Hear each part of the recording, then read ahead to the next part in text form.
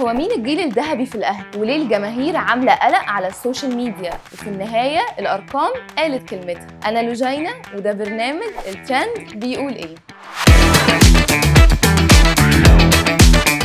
جماهير الأهلي على السوشيال ميديا الساعات اللي فاتت حاصل بينهم جدل كبير، وهو مين الجيل الذهبي للأهلي في كأس العالم للأندية. وده بقى قسم الجماهير عندنا لفريقين. الفريق الأول مصمم إن الجيل الحالي هو الأفضل وعمل إنجازات غير مسبوقة وسيطر على أفريقيا وكأس العالم ونيمهم من المغرب زي ما قالوا.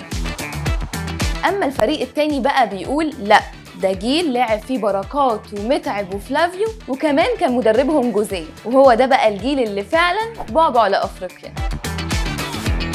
فأنا بقى قررت أقول لكم كل جيل كانت إيه إنجازاته. لو بدأنا بجيل جوزيه وكانت فترته من 2005 لحد 2013، شاركوا في 5 نسخ من كأس العالم للأندية، لكن حققوا 3 انتصارات بس، وكمان كان أكبر خسارة كانت من نصيبهم وكانت قدام مونتاري المكسيكي وخلصت 5-1، وحققوا الميدالية البرونزية مرة واحدة بس.